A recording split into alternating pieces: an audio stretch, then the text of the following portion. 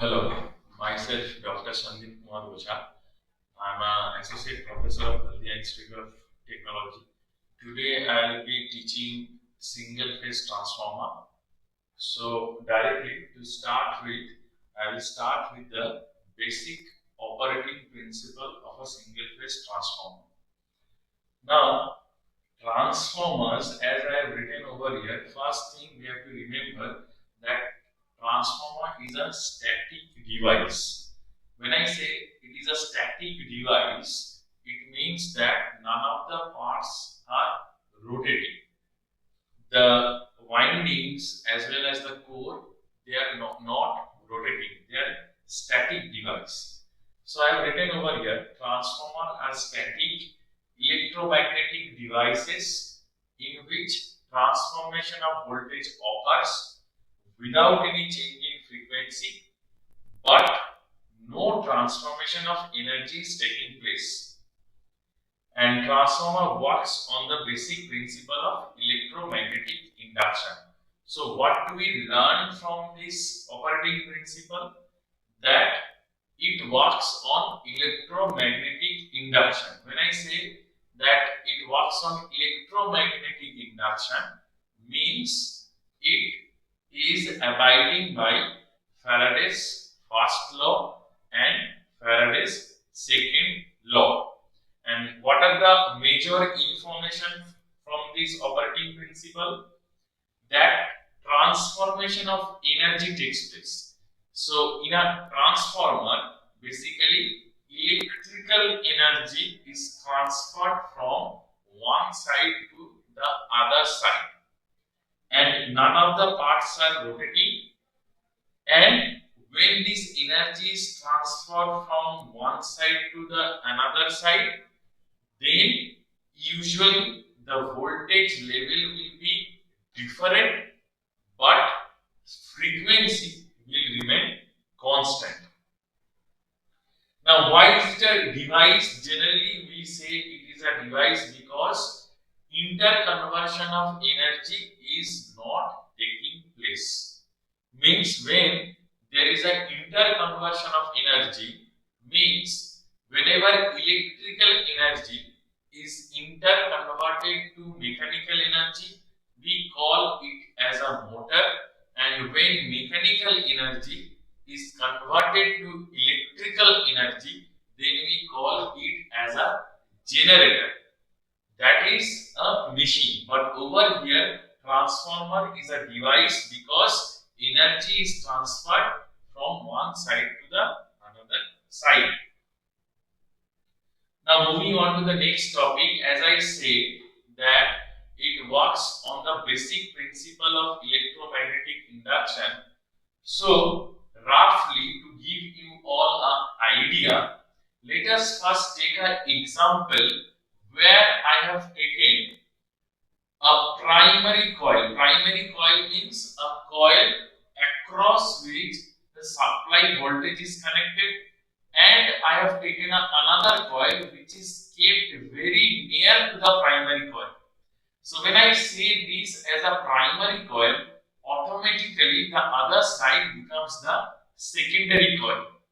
So now we have to understand one thing, that whenever a primary coil is energized by a source and a secondary coil is kept very near to each other, and if I keep a bulb, suppose this is a primary coil, is supplied by an energy source, and the secondary coil is kept very near to each other, and I connect a bulb, and I ask you all that whether this bulb will be glowing or not. This is coil 1, this is coil 2. So obviously the answer will be yes, the bulb will be glowing. Why at all the bulb glows? Because whenever a current is passing through this coil, flux magnetic flux generated from the primary coil can successfully link with the secondary coil. Now, as the flux gets linked with the secondary coil, and since it is a time varying flux, so a time varying flux links with the secondary coil, so a EMF will be induced. So EMF gets induced in the secondary coil. And what is the function of the EMF in the secondary coil?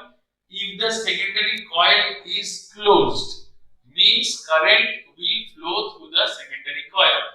So I have connected a bulb in the secondary coil. So whatever EMF gets induced in the secondary coil, the function of the EMF is what? If the coil is closed, so this coil is closed by a bulb, so it will drive one circulating I, means current across the secondary coil. Now, if I take the same example and I say that instead of placing the secondary coil very near, I place the secondary coil very far away from the primary coil. And now I raise the same question: will the bulb in the secondary coil glow? Yes or no? Then the answer will be the no.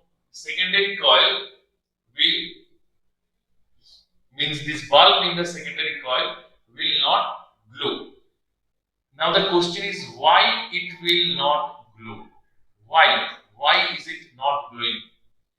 Because the same flux, time varying flux, it cannot link with the secondary coil because it is placed very far away. Why? Because I have air over here. Air. Now, so air is a non-magnetic material. What will happen? Means when flux is passing from primary side to the secondary side, means coil 2, air will act as a high reluctance path. So that is why here I have written, since air is not a magnetic material, it will not help the flux lines to pass to the secondary coil because of the high reluctance, and as a result EMF induced will be very less or not at all. So since EMF is not induced, so in the secondary coil current will not flow.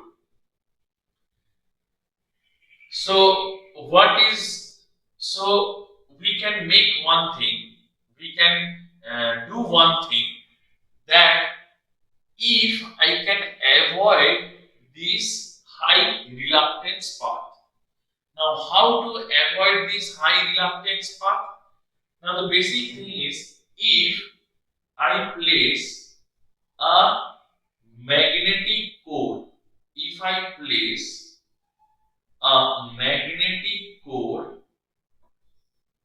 and I wound the two windings across this magnetic core,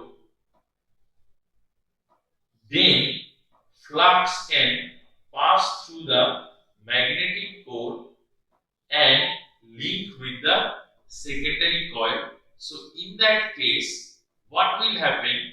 Flux will not have to pass through a high reluctance path. Instead, it can pass through a very low reluctance path through a magnetic core, and EMF will be successfully induced in the primary as well as in the secondary coil.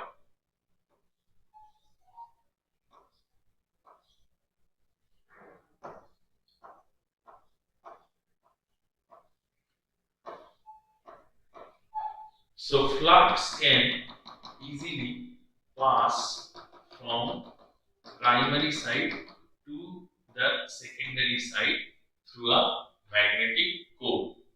Now this magnetic core obviously will be built up with a high permeability material. I will choose a material which is having high permeability.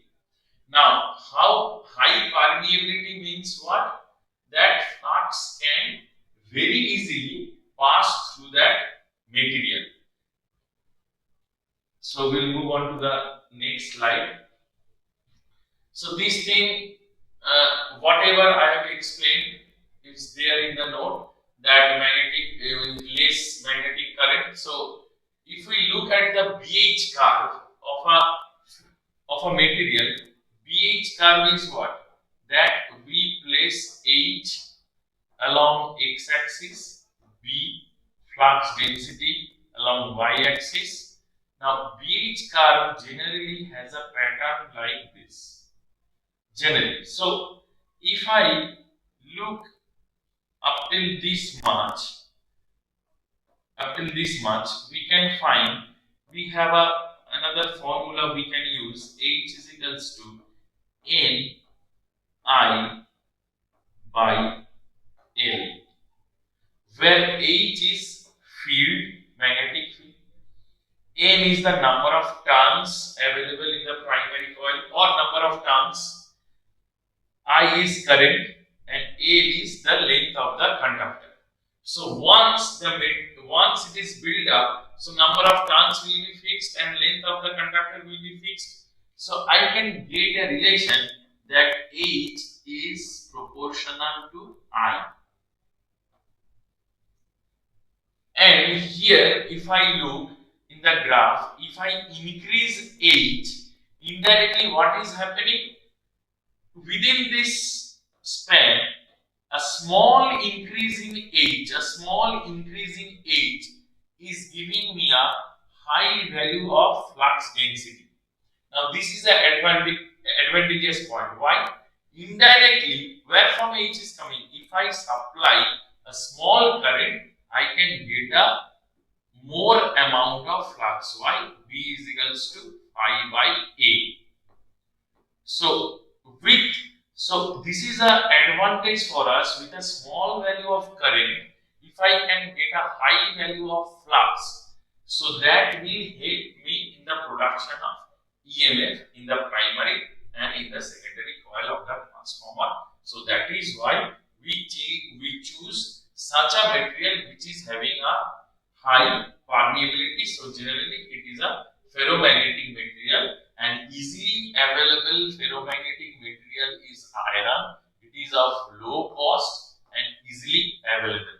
So that is why we choose iron as the ferromagnetic material. But directly iron, it is means whatever material we use in the transformer, it is a high quality iron. So that is known as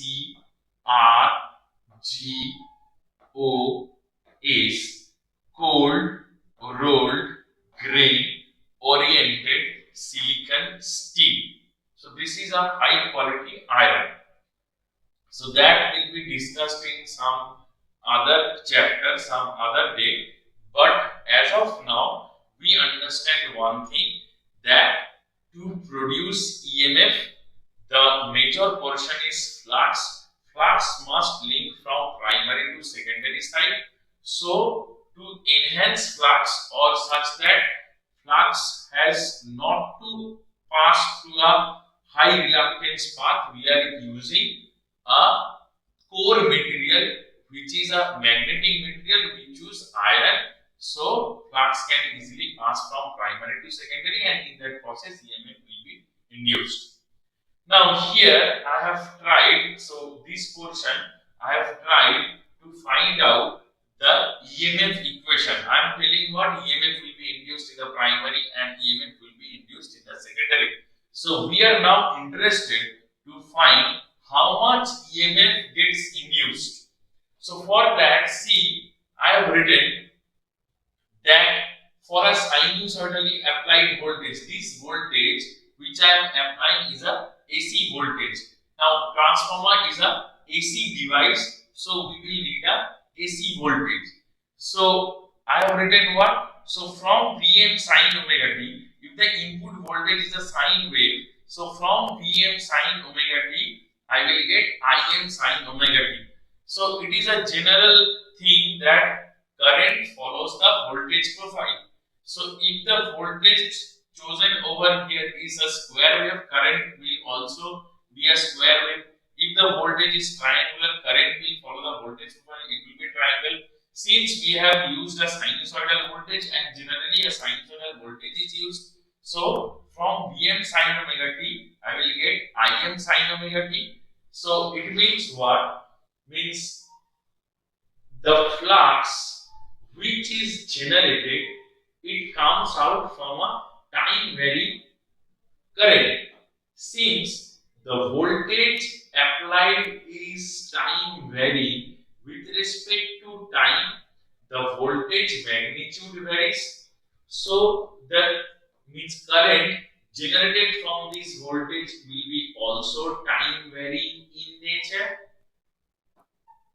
and the flux produced from this current will be also time varying in nature.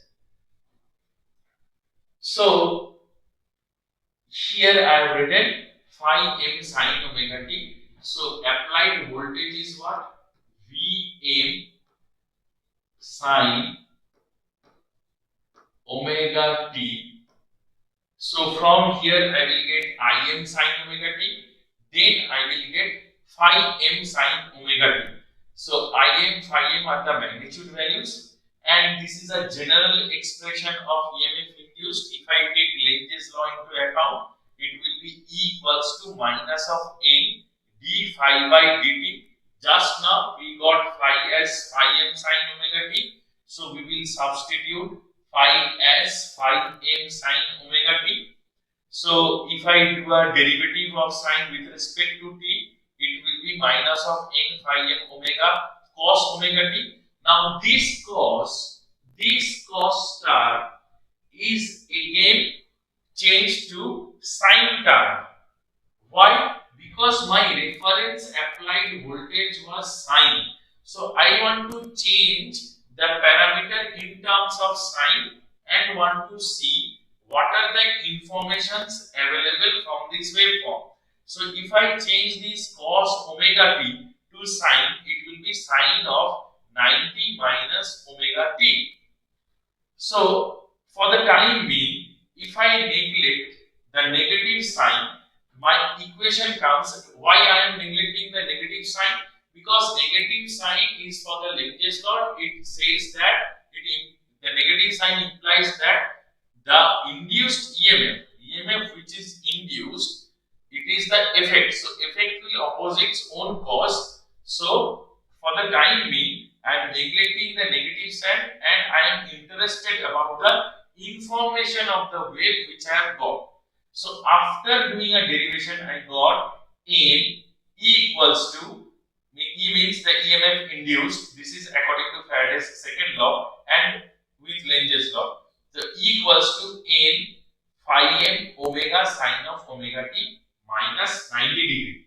Now here we will try to understand what are the informations we are getting from this equation. What do we learn from this equation? We learn from this equation, point number 1, whatever EMF is induced in the primary and in the secondary, the nature of the wave is sine. The nature of the waveform is sine. So it means what? The EMF which is induced in the primary side and as well as in secondary side, the nature of the EMF induced is a sine wave with respect to time. So this is information number 1. Information number 2, it says that it is omega t minus 90 degree.